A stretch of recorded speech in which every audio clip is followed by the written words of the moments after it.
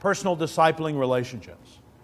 One of the most biblical and valuable uses of your time as a pastor will be to cultivate personal discipling relationships in which you are regularly meeting with a few people one-on-one to do them good spiritually. Now, it just so happens that, much to my surprise, there's a book here that you can purchase about this. I knew of this book's existence, but I thought it wasn't going to be out until 2010. So when Tony or Marty or somebody thrust into my hand right before this meeting a copy of the Treliça and the Vine, I was shocked and delighted. They, for some reason, asked me to blurb this thing. And on the back of it, I say, this is the best book I've read on the nature of church ministry. What am I giving my life to? Well, church ministry. What is the best book I've read on church ministry? This one. Really? The best book? What, do you just go using superlatives all the time? Maybe. But I'll use them very carefully. I mean, I'll say best of, and I'll have a very defined category. This was a pretty broad category, nature of church ministry. I was delighted when Tony gave me this in manuscript to read a few months ago. Man, they've captured what I've been trying to do for 15 years at our church in Washington. And I would strongly encourage you to get a copy of this. Let me just give you an example. This is on page 26. Imagine a reasonably solid Christian said to you after church one Sunday morning, look, I'd like to get more involved here and make a contribution, but I just feel like there's nothing for me to do. I'm not on the inside. I don't get asked to be on committees or lead Bible studies. What can I do? Okay, have you ever had a conversation that remotely resembles that in your church? Just put up your hand. I'm curious. Maybe it is just me. Hands up higher just for a moment. I want to get an idea. It's like a poll. Do most pastors experience it? Okay, it looks like most pastors experience this. I experience this. Well, I'm really curious. They've been listening into my life. What should I be doing? What would you immediately think or say? Would you start thinking of some event or program about to start that they could help with? Some job that needed doing? Some ministry that they could join or support? This is how we're used to thinking about the involvement of church members in congregational life in terms of jobs and roles.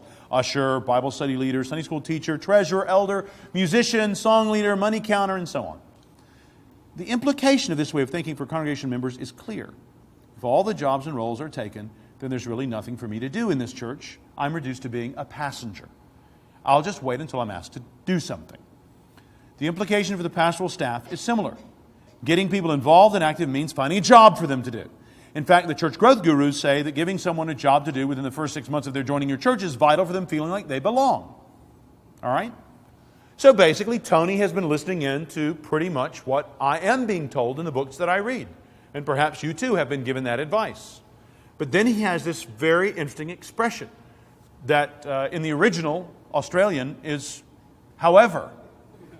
However, if the real work of God is people work, the prayerful speaking of His word by one person to another, then the jobs are never all taken. The opportunities for Christians to minister personally to others are limitless.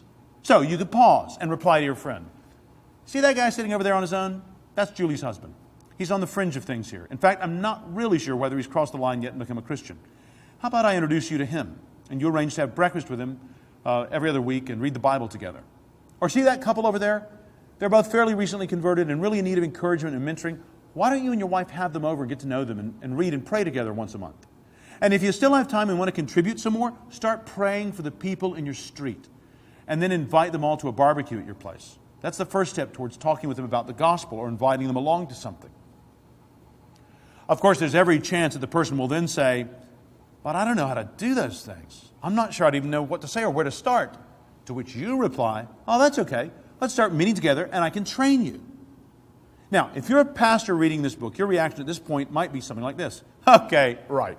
Now I really know these guys are living in a dream. In their fantasy world, I'm supposed to have time to meet individually with all the members of my congregation and personally train and mentor them so they can in turn personally minister to others. Have they seen my diary? Do they have any idea of the pressures I'm under? If that's what they mean by a mind shift, it sounds more like a brain explosion to me.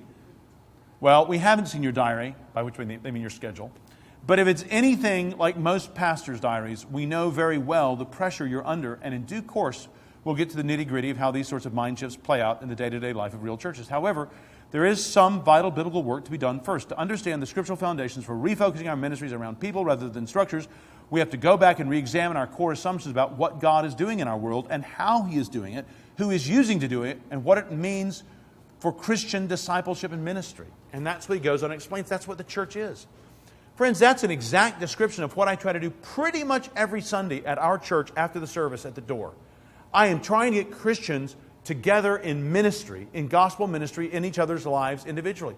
Our church is a conglomeration of that. That's what a church is. That's what the ministry is about.